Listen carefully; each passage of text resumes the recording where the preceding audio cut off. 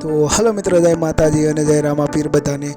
તો આજે હું પહોંચી ગયો છું સોમનાથ। તો અહીંયા ખૂબ જ મજા આવવાની છે, તો બન્યા રહેજો અમારા આ વિડીયોમાં। અને જે પણ કોઈ નવા હોય એ અમારી ચેનલને લાઇક, શેર અને સબસ્ક્રાઈબ કરવાનું ભૂલતા નહીં।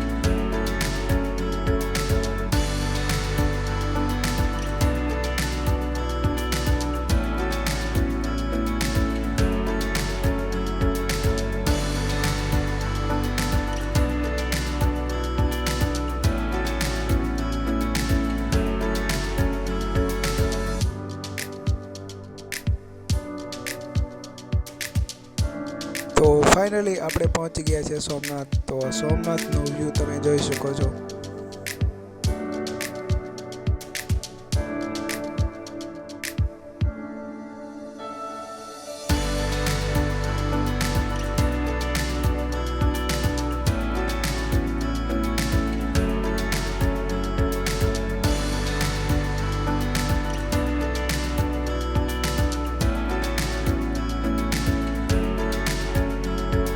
તો ફાઇનલી દર્શન કરીને અમે પહોંચી ગયા હતા બીચ પર। તો અહીંયાના બીચની ટિકિટ 5 રૂપિયા છે। અને દર્શનની વાત કરીએ તો અમને ખૂબ મસ્ત દર્શન થયા। અને તમને અમે દર્શન નહીં કરી શકીએ એટલે માફ કરશો, પણ અહીંયા જે વોકવે છે ત્યાંથી સોમનાથ મંદિરનો અદ્ભુત નજારો અને મસ્ત વ્યૂ આમ તમને દેખાય છે। તો હમણાં તમને થોડીક વારમાં જ એ મસ્ત વ્યૂ પાછળથી કેવો દેખાય છે મસ્ત મંદિરનો એ તમને દેખાડું છું। તો બન્યા રહેજો અમારા વિડીયોમાં।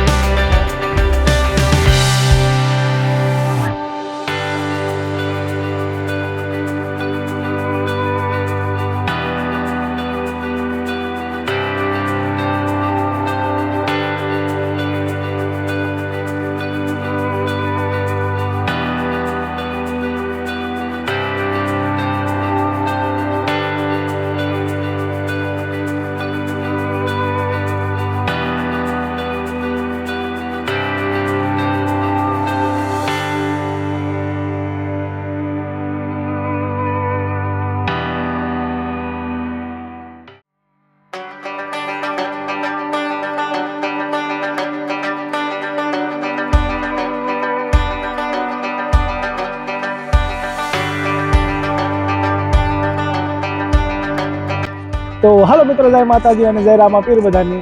તો આજે હું છું સોમનાથની મુલાકાતે। તો તમે આ સોમનાથની બેકેટમાં જે મંદિર છે જોઈ રહ્યા છો તમે। તો આ સોમનાથ છે એ 12 જ્યોતિર્લિંગમાંનું પહેલું જ્યોતિર્લિંગ છે અને જૂનામાં જૂનું જ્યોતિર્લિંગ એટલે સોમનાથ જ્યોતિર્લિંગ છે। અને સોમનાથની કંઈક આપણે ઇતિહાસની વાત ઉપર જઈએ તો જ્યારે મોહમ્મદ બેગડો હતો એ જ્યારે અહીંયા ચડાઈ કરવા આવ્યો ત્યારે લાઠીના રાજા એવા હમીરસિંહ ગોહિલને જાણ થઈ અને એ 200ના લશ્કર સાથે લાઠીના રાજા હમીરસિંહ તે પોતે અહીંયા આવ્યા અને એમ કહેવાય કે ભોળાનાથ માટે મહાદેવ માટે એનું માથું અહીંયા દઈ દીધું હતું. તો હમીરસિંહ ગોહિલની પણ અહીંયા મૂર્તિ છે અને જ્યારે અહીંયા મંદિરને ધજા ચડે છે ત્યારે એવા લાઠીના રાજા હમીરસિંહ ગોહિલના ચરણોમાં પહેલાં મૂકવામાં આવે છે અને પછી એ ધજા છે એ ચડાવવામાં આવે છે.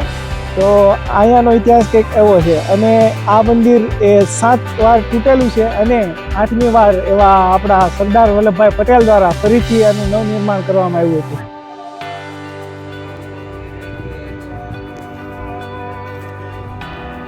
જય સોમનાથ મહાદેવ, હર હર મહાદેવ. તો તમને કેવો લાગ્યો અમારો આ વિડીયો એ કોમેન્ટમાં જરૂરથી જણાવજો અને આવા જ અવનવા વ્લોગ જોવા માટે અમારી ચેનલને લાઇક, શેર અને સબસ્ક્રાઈબ કરવાનું ભૂલતા નહીં. તો મળીએ છીએ નવા વ્લોગ સાથે. ત્યાં સુધી રજા આપશો. આભાર.